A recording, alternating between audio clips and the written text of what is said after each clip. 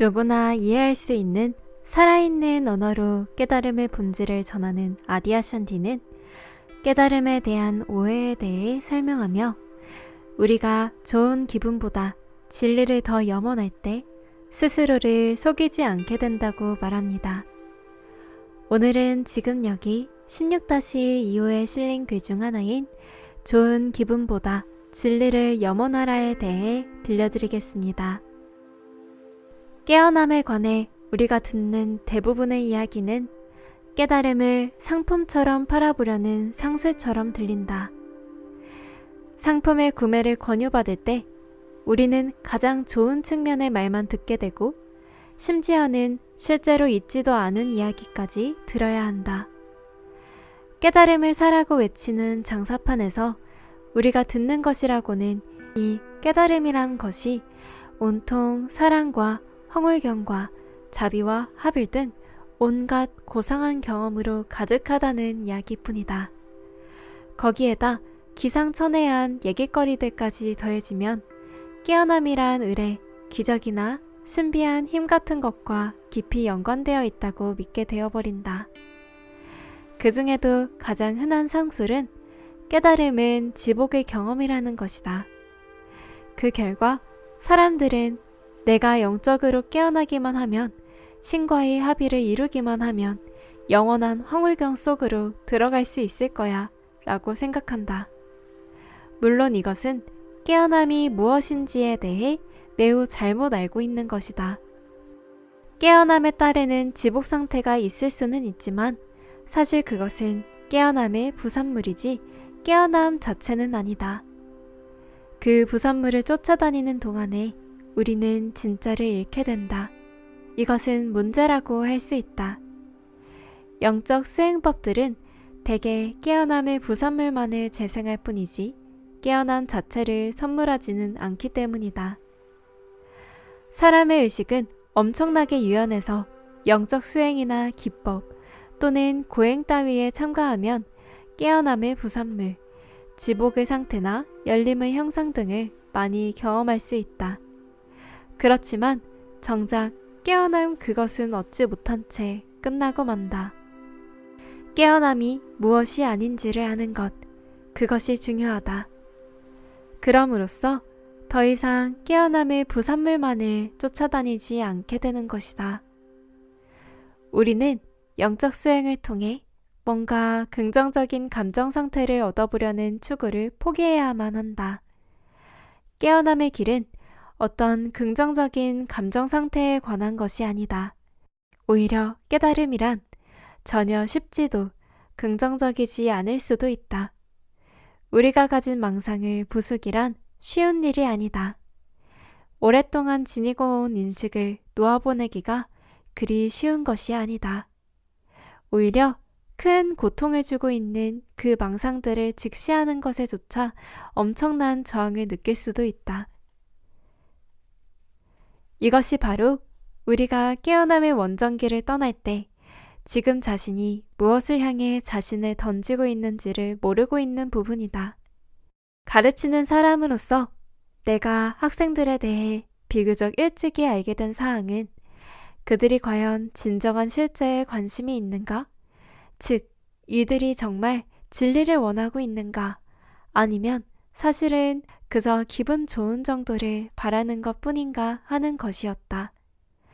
진리를 발견하는 과정은 갈수록 점점 더 기분 좋아지는 그런 것이 아닐 수도 있다. 그 과정은 자신의 일들을 정직하게, 진지하게 있는 그대로 직시해야 하는 것일 수도 있다. 그리고 그것은 쉽게 해낼 수도 있고 그렇지 못할 수도 있다.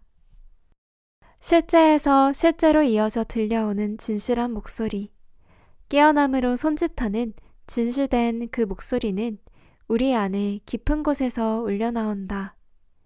그 소리는 좋은 기분보다는 진리를 더 염원하는 바로 그곳에서 나온다.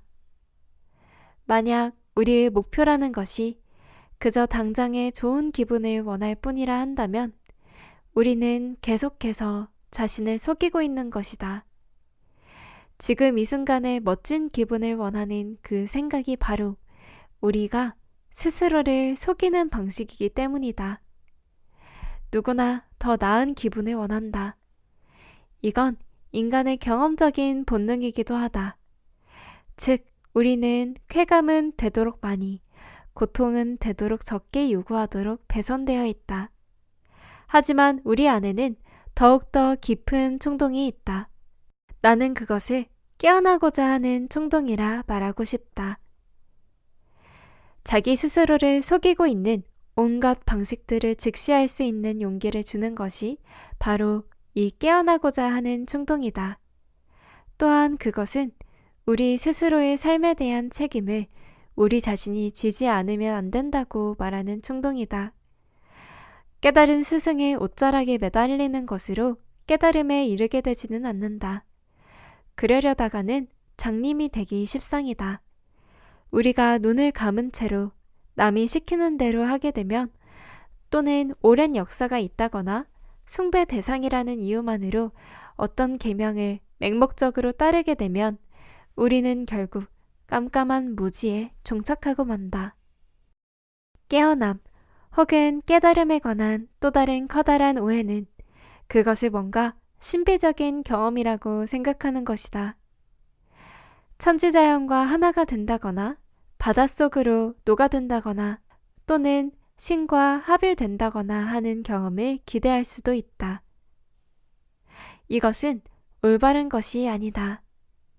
또한 깨어남이란 것이 무슨 엄청난 통찰, 예를 들어 온 우주의 이치를 깨달았다든가 또는 실제의 내부 메커니즘을 통찰했다든가 하는 것을 뜻하지도 않는다. 우리가 알아야 할 사실은 영적 깨어남이란 신비적인 경험을 하는 것과는 사뭇 거리가 멀다는 것이다. 물론 이 신비 경험들이 아무런 가치가 없다는 것은 아니다. 많은 경우 신비 경험은 매우 긍정적인 측면에서 에고적인 자아의 구조를 극적으로 바꿔놓을 수 있다. 그러나 우리가 영적인 깨어남에 관해서 이야기할 때 그것은 나의 경험에 대해서가 아니라 이 나라고 하는 것으로부터 깨어나는 것에 대해 이야기하는 것이다. 하나의 패러다임으로부터 완전히 다른 어떤 패러다임으로, 하나의 세계로부터 다른 하나의 세계로 이동하는 것에 대해서 이야기하고 있는 것이다. 깨어있는 사람은 여러분이 보는 것과 다른 세상을 본다는 뜻이 아니다. 여러분이 이 의자를 보는 것과 똑같이 깨어있는 사람도 의자를 본다.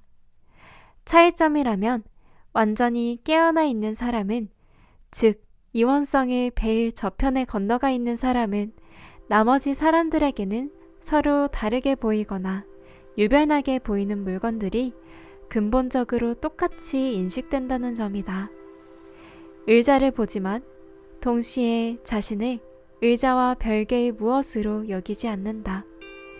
우리가 보는 것, 느끼는 것, 듣는 것 하나하나가 모두 말 그대로 동일한 것의 한 현현인 것이다.